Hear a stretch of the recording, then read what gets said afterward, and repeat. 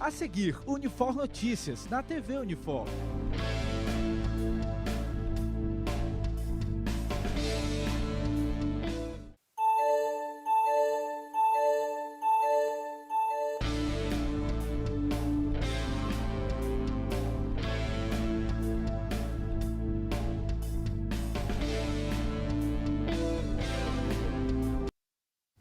Olá pessoal, me chamo Davi Frota e sou estudante de jornalismo da Unifor.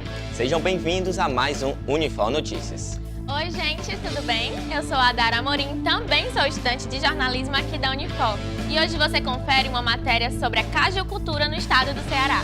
Além disso, também tem o primeiro episódio da reportagem seriada sobre os 90 anos do voto feminino. E claro que teremos nossos quadros, claquete, além das telas e o boletim esportivo. Tudo isso agora nesta edição do Unifor Notícias.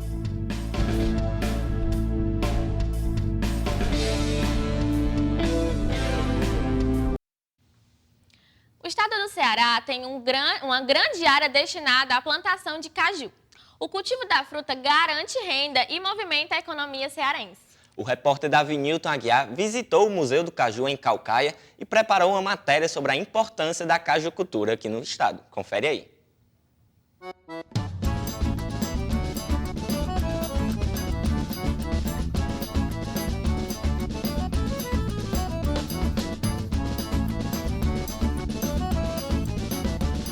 O caju é um dos alimentos melhor que definem o estado do Ceará, tendo mais de 200 mil hectares de área destinada à plantação dele no estado, segundo dados do IBGE, Instituto Brasileiro de Geografia e Estatística. O território cearense representa mais de 60% da área total de cajueiro destinado à colheita no Brasil. Em alguns casos, o caju é uma das únicas opções de trabalho para o pequeno e médio produtor. O seu cultivo pode dar a possibilidade de complementar a renda de várias famílias. Ele é fundamental, principalmente para a agricultura familiar, né? Hoje, dos 184 municípios, 80% dos municípios desenvolvem alguma prática no plantio do cajueiro. São cerca de 60 municípios que são fortes nessa cultura. Então isso gera renda, isso gera empreendedorismo com as famílias, né? Isso gera também a produção dos derivados do caju. A fruta é muito popular pelo seu suco e pela qualidade de sua amêndoa, a castanha. Distante dos meses da quadra chuvosa, o segundo semestre é marcado por sua forte presença no estado. O caju ele combina muito com o terreno mais seco, né? Então nesse período de julho a dezembro é o período da safra, né? Então é bom que não chova nesse período, chova só depois da safra, né? A gente sempre diz, de janeiro a junho pode chover à vontade, mas a partir de julho é bom não chover muito para não prejudicar a produção. No município de Caucaia, região metropolitana de Fortaleza, há um museu dedicado às tradições da cultura do cajueiro. Desde 2007, quando a gente inaugurou, a gente tem feito um trabalho de educação patrimonial, principalmente com os cidadãos cearenses. Fazer com que o cearense se reconheça como um ser participante dessa cadeia produtiva do caju. Pelas árvores espalhadas pela chácara de 5.000 metros quadrados, pode-se adquirir, experimentar e vivenciar produtos da cajucultura produzidos por famílias de vários municípios cearenses. E a gente vem fazendo esse trabalho tanto para os cidadãos e também para o turista. E aí, nesse caso, a gente vem desenvolvendo o turismo cultural, o turismo rural e o turismo sustentável aqui no Ceará. Então, a gente pode sim ter uma fruta como um produto turístico, cultural e ambiental. No dia 12 de novembro é celebrado o Dia do Caju, que teve sua data estabelecida em lei no ano 2012, tendo como objetivo dar maior visibilidade à fruta. O dia 12 de novembro é em homenagem à fundação da empresa Cione, que foi uma das maiores empresas de beneficiamento de caju do Brasil e do mundo. E era coordenada pelo o maior cajucultor brasileiro e mundial, que foi Jaime Tomás de Aquino, né? Esse senhor nascido lá no Vale do Jaguaribe e que fez muito pela nossa cajucultura. Ele é o ícone principal da nossa cajucultura.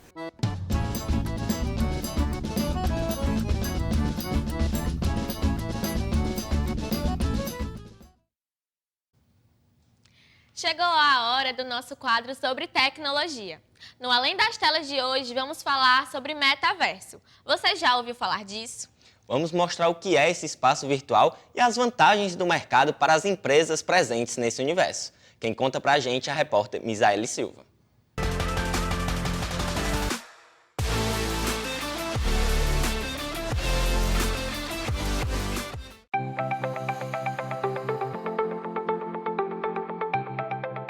Um mundo que integra o real e o virtual. Esse é o metaverso, uma espécie de nova camada da realidade. Um ambiente construído com diversas tecnologias como realidade aumentada e hologramas. Esse novo mercado deve movimentar cerca de 800 bilhões de dólares até 2024. O professor Fernando Souza, autor do livro Metaverso e Web 3.0, Que Mundo é Esse?, explica sobre as possibilidades desse universo. Na verdade, o metaverso ele é um conceito, né, de ambientes imersivos, onde a gente possa fazer múltiplas coisas, seja trabalhar, jogar, conhecer amigos, conhecer pessoas, né, fazer compras, tá?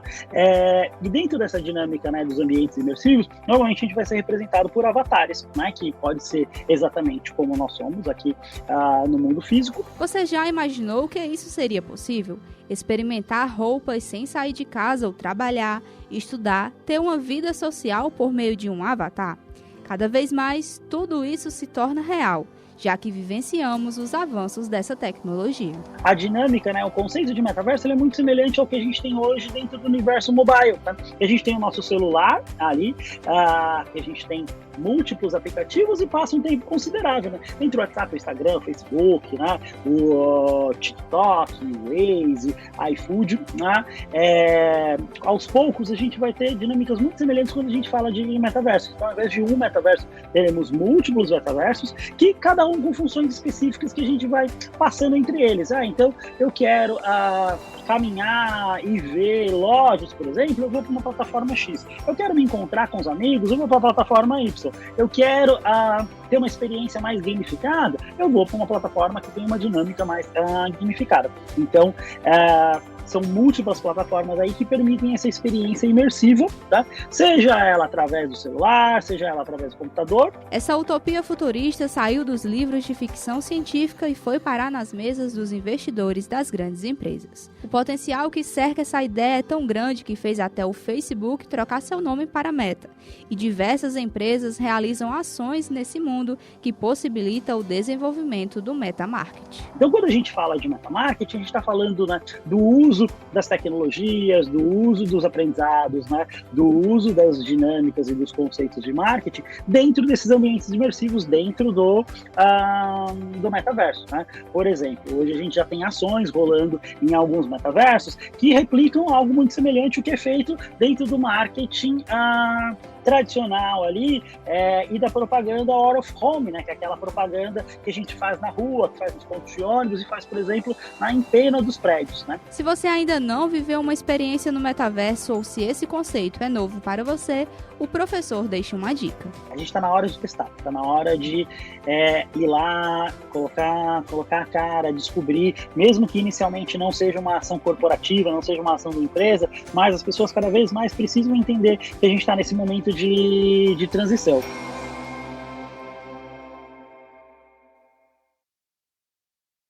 Vamos para a nossa primeira pausa do Unifor Notícias. E no próximo bloco você vai conferir uma matéria sobre os 90 anos do voto feminino.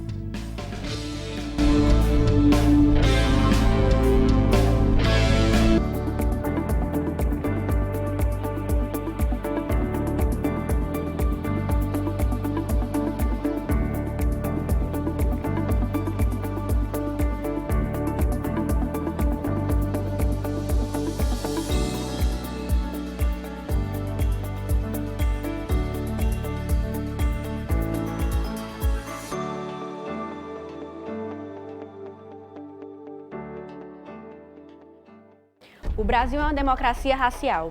Aqui não existe ódio e todos vivem em harmonia. No Brasil, a educação é igualitária, independentemente da cor. Para alcançar seus sonhos no Brasil, basta querer. É disso que se trata a meritocracia. Racismo? Aqui não. Somente nos Estados Unidos.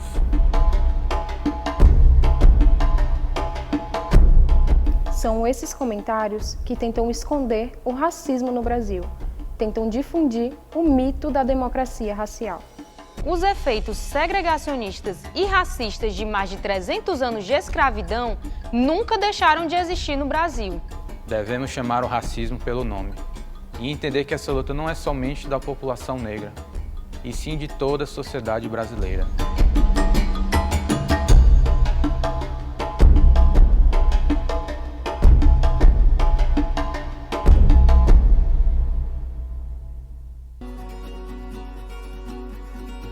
O agronegócio é um dos segmentos de maior importância para a economia brasileira. Com isso, o número de mulheres iniciando nesse mercado tem crescido ano a ano.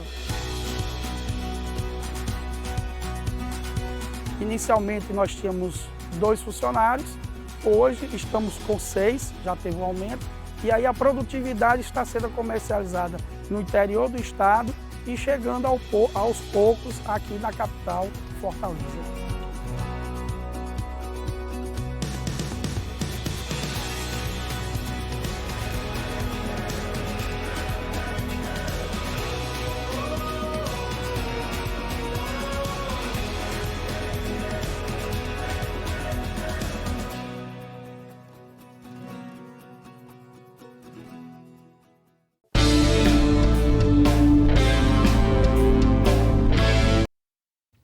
Estamos de volta. O voto é um dos mais importantes direitos da nossa democracia, já que permite exercer a cidadania. Porém, por algum tempo, as mulheres não puderam votar e só foram ter esse poder em fevereiro de 1932. Neste ano, 2022, faz 90 anos que elas conseguiram essa conquista. E você assiste agora uma matéria sobre o assunto.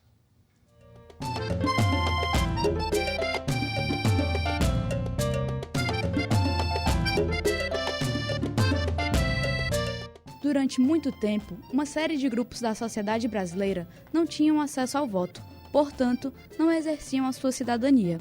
Depois de muitas lutas, as mulheres conseguiram participar das decisões políticas. Os grandes impactos das mulheres não votarem era de não tomar as decisões que iriam afetá-las. Então, se as mulheres não votam, nem são votadas, as leis que são votadas nos parlamentos as atingiriam, mas elas não teriam a condição de participar dessas leis que as atingem.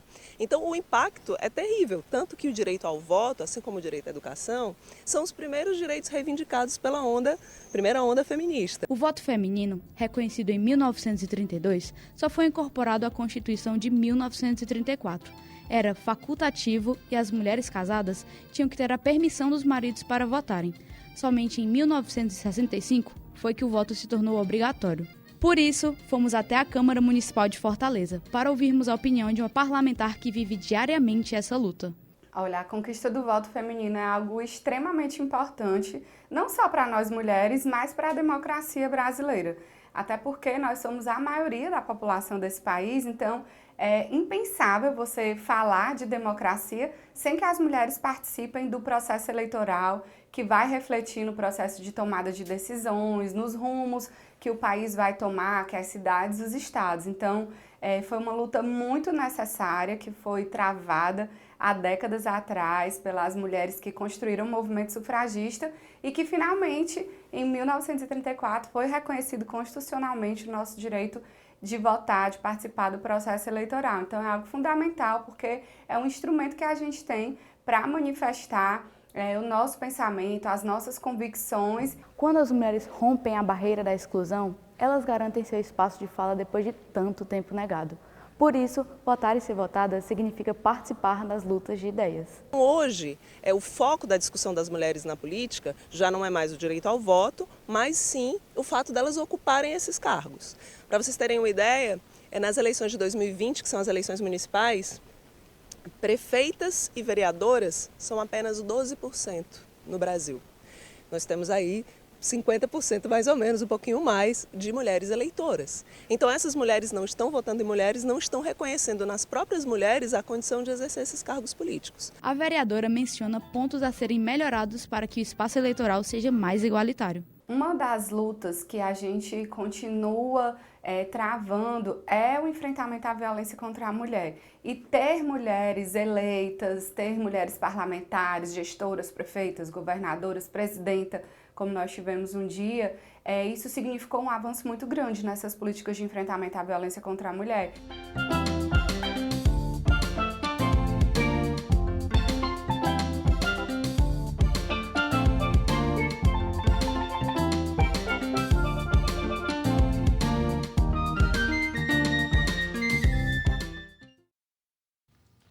Agora, falando de arte e cultura, se liga no que a nossa agenda cultural com dicas do que fazer em Fortaleza.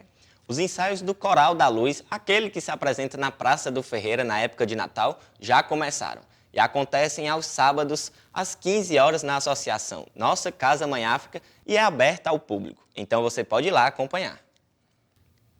Outro super programa é ir conferir o Festival de Teatro de Fortaleza.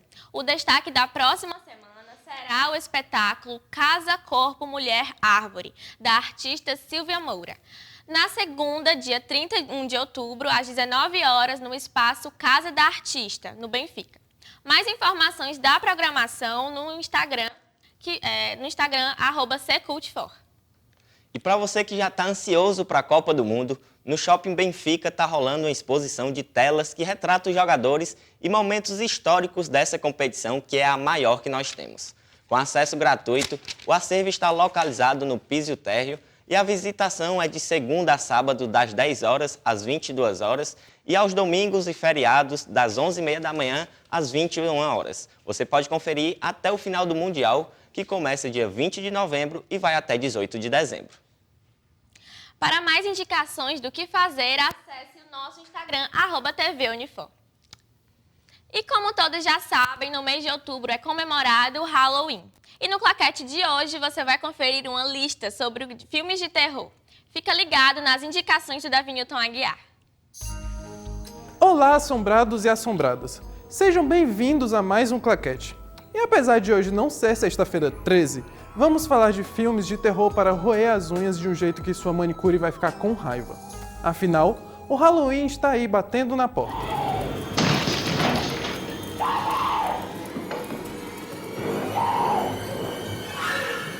Here's Johnny!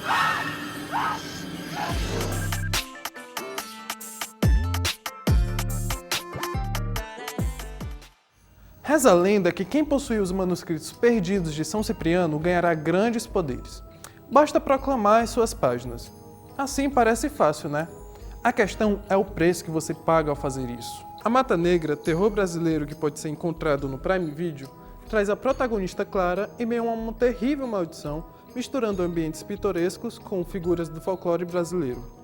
O filme de baixo custo consegue trabalhar bem, mesmo com suas dificuldades em gravar na floresta, trazendo movimentos diferenciados de câmera, o que leva à inevitável comparação com Uma Noite Alucinante, A Morte do Demônio de Sam Raimi.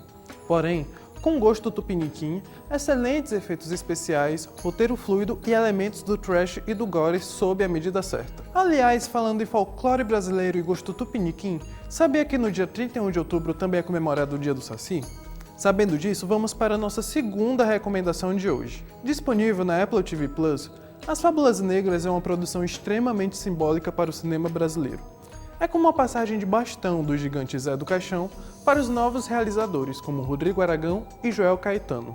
Durante uma brincadeira entre 4 amigos, eles compartilham histórias macabras um com o outro, envolvendo histórias do folclore nacional. Lobisomem, Loira do Banheiro, Monstro do Esgoto e o Saci são algumas das lendas. O Saci aparece em uma dessas histórias em uma espécie de curta muito bem trabalhado por ninguém mais ninguém menos que José Mojica, o Zé do Caixão. Ele surge após ser incomodado por um homem que entra no bambuzal à noite e desrespeita o povo da mata. Um dos fatores mais interessantes é que o filme não insiste em elementos do terror atual. Traz uma sensação de nostalgia daqueles filmes de terror bizarro e sangrentos que tínhamos antigamente. Um casal de refugiados do Sudão ganha uma oportunidade de acolhimento em Londres. Porém, não demora muito para que eles descubram algo bem assombrador. Uma presença maligna que não permite que eles continuem essa nova vida. Desesperador, né? Principalmente porque, diferente de outros filmes semelhantes, esse casal não tem saída alguma. O que ficou para trás traz a crise dos refugiados para o gênero do terror, pegando elementos da cultura sudanesa em uma espécie de horror psicológico. O casal tem direito a muito pouco, Apenas uma mesada para comer e comprar o básico, além de um cafofo onde eles não podem fazer nada, tendo que ainda por cima prestar satisfações frequentemente a órgãos do governo, enquanto assombrados por uma criatura bizarra. Além de trabalhar a nossa empatia por meio desse drama, quando o filme passa a investir no horror, traz um arrepio, uma tensão e um aperreio tremendo. Em síntese, a obra mostra como o gênero terror pode ser utilizado para retratar temas políticos e atuais de maneira inteligente e criativa, explorando bem o drama dos personagens e seus conflitos psicológicos em torno da adaptação em um novo país, encontrando um novo terror enquanto fogem do horror do próprio passado. Então é isso, pessoal, o Clacast dessa semana vai ficando por aqui. Eu espero que você aproveite o fim de semana para assistir as nossas indicações de hoje. Tchau, tchau e até a próxima! Chegamos no nosso segundo intervalo, mas fica aí que no último bloco vamos trazer atualizações do esporte. A gente volta já.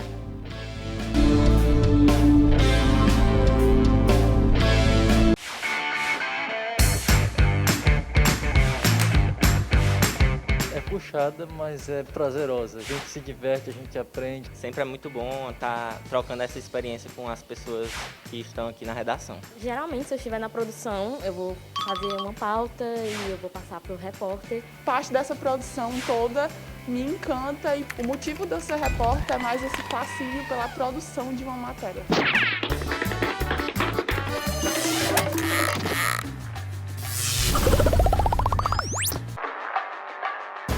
Transformar o texto, transformar a pauta em algo que seja compreensível para todo mundo realmente é um desafio. Contar essas histórias, registrá-las, reportá-las, né?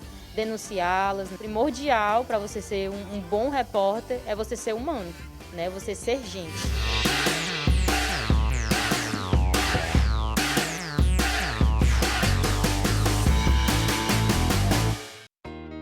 Em 1843, Ada Lovelace publica o primeiro algoritmo a ser processado por uma máquina. 1867, nasce Marie Curie, considerada mãe da radiação.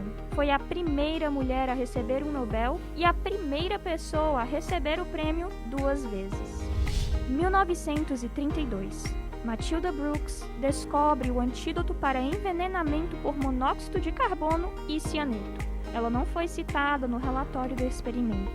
1958. Mary Jackson se torna a primeira mulher negra a conseguir uma vaga de engenheira espacial na NASA. Esses são alguns exemplos de mulheres que enfrentaram a cultura do preconceito e se tornaram referências históricas na comunidade científica. Suas colaborações ficaram marcadas não só para a ciência, mas também para a luta pelo espaço das mulheres na sociedade.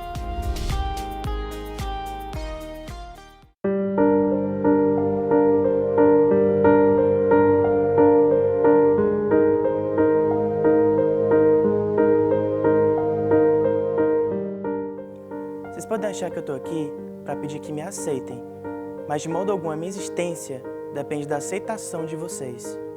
Não depende. Mas eu estou aqui para fazer exigências.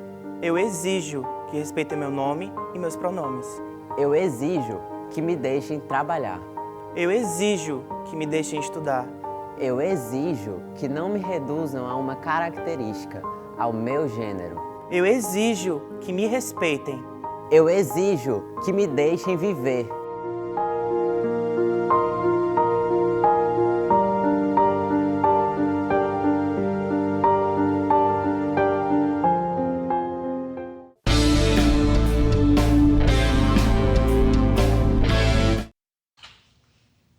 Voltamos do nosso último intervalo e tá na hora de falar sobre esportes. É isso aí, Dara. E quem comanda o boletim esportivo dessa semana é o Gabriel Alves.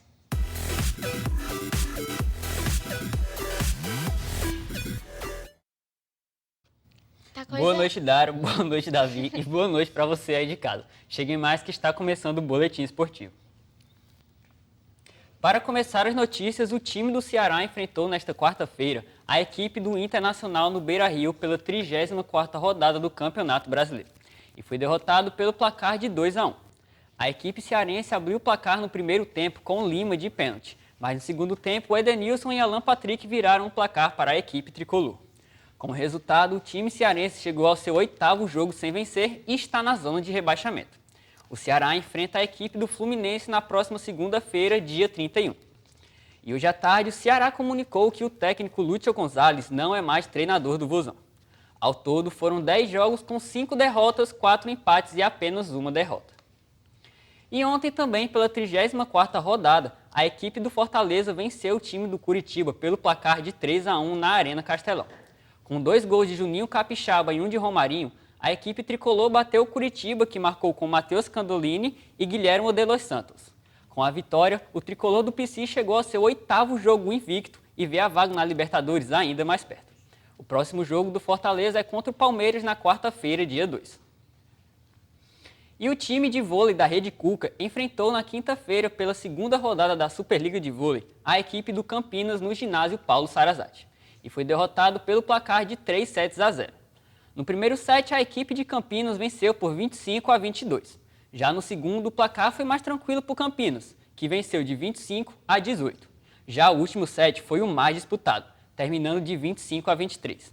A equipe cearense busca sua primeira vitória na competição e o próximo desafio da Rede Cuca está marcado para o dia 5 de novembro, no próximo sábado, quando recebe a equipe de Araguari.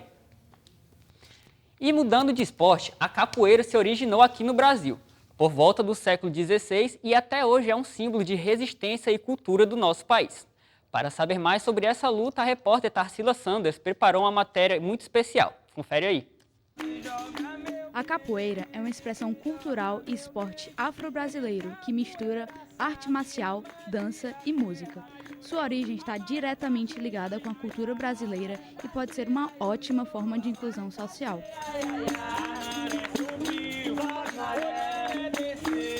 A capoeira é a arte e luta genuinamente brasileira. A gente costuma dizer que a capoeira engravidou na África e nasceu no Brasil. Então, ela se mistura muito com a história do Brasil, com a história dos escravos, com a resistência que os escravos tiveram e a libertação deles. A capoeira nasceu nesse meio, ela foi nas senzalas e era uma luta essencialmente de resistência e de liberdade. Essa luta, que é feita de movimentos espontâneos, promove ainda mais do que somente benefícios físicos. Foi muito importante a capoeira, porque a Isabel, assim que ela começou a andar na ponta dos pés.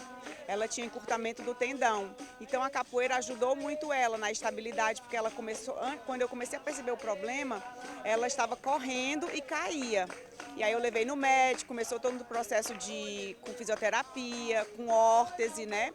E ela ia para a capoeira de órtese, não tirava, né? O que ajudou muito no equilíbrio e ela a se locomover com essa órtese, né? Até que ela fez a cirurgia, colocou botox e voltou para a capoeira. Ela impacta diretamente justamente como isso. Ela é um instrumento de desenvolvimento pessoal, um instrumento de você pode esquecer os problemas e crescer dentro dela juntamente com seus fundamentos. Claramente a saúde, eu treino todo dia.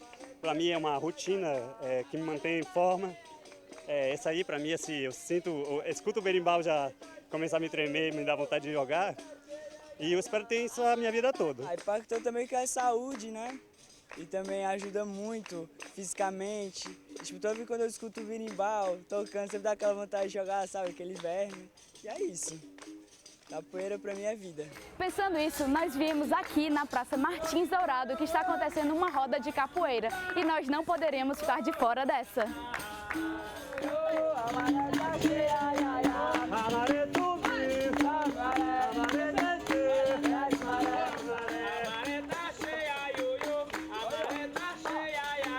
A capoeirista Lia Maia, de 13 anos, conta como conheceu a capoeira e começou a praticar com 6 anos. Eu adoro fazer, mudou muito na minha vida, eu acho divertido, é bom para saúde, para atividade física e eu me sinto muito mais confiante e feliz.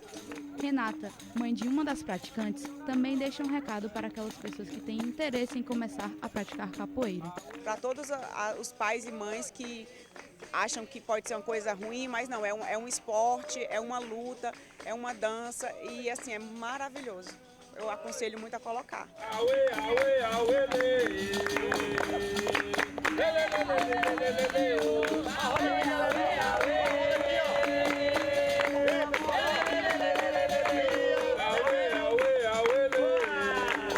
Capoeira! Brasil! É isso aí, pessoal. E a gente não se contentou em ir lá entrevistar eles, a gente trouxe o pessoal aqui da capoeira para o estúdio. Estamos aqui com o Marcelo, mestre da capoeira. Marcelo, tudo bom? Opa, tudo bem, pessoal? Como é que tá? Quer que se apresenta aí, apresenta o que você faz. Bem, eu iniciei a capoeira em 1995, então a gente está próximo a completar 30 anos de capoeira aí, né? E como assim, na sua opinião, o quão importante para você é fazer essa representatividade de uma coisa tão cultural como é a capoeira através das danças, através das lutas? Eu apenas, hoje em dia, a gente, através do trabalho do Volta ao Mundo, a gente faz uma retribuição para a sociedade com o nosso trabalho de tudo aquilo que eu aprendi, tudo aquilo que eu conquistei, tudo que eu ganhei através da capoeira. E a gente trabalha um pouco a questão da cultura, trabalha a cidadania, trabalha o esporte, a saúde, tudo mais com a capoeira. E é isso aí, pessoal. Esse foi o nosso boletim esportivo de hoje, mas não sai por aí que tem novidade. Muito obrigado pela participação de vocês. Pessoal, como o Gabriel falou, a gente vai encerrando essa edição do Unifor Notícias, mas dessa vez será de uma forma diferente. Vamos acompanhar agora, diretamente aqui do nosso estúdio, a roda de capoeira Volta ao Mundo. É isso aí, pessoal. Podem vir. Palmas, palmas, pessoal do estúdio, por favor. Primeiramente, Marcelo, eu queria só que tu apresentasse aí a rapaziada, apresentasse cada um. Essa aqui é a turma que estava lá na filmagem, né? É a turma que representa aqui o Volta ao Mundo, os mais graduados. Graduado MacGyver, graduado Herê, graduada Oncinha, graduada Advogada e Pirulito. Beleza? É isso aí, bora.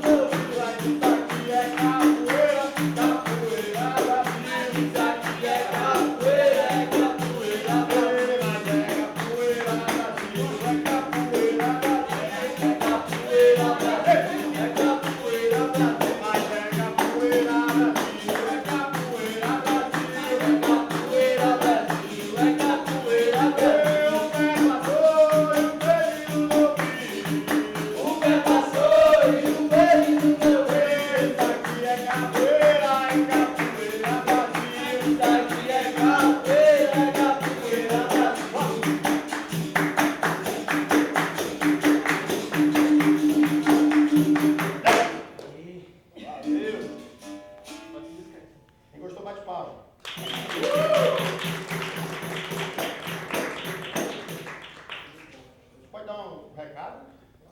Pode dar? Pode?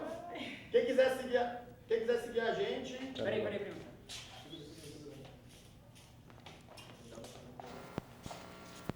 Bem, pessoal, quem quiser seguir a gente nas redes sociais, @VoltaAoMundoBR. Lá tem tudo sobre o nosso trabalho que a gente desenvolve, que foi falado aqui, um pouco da nossa história. Foi assim que a taça acabou encontrando a gente. Então, se você está vendo essa reportagem agora, siga a gente por lá, tá bom? Capoeira! Brasil! Continua?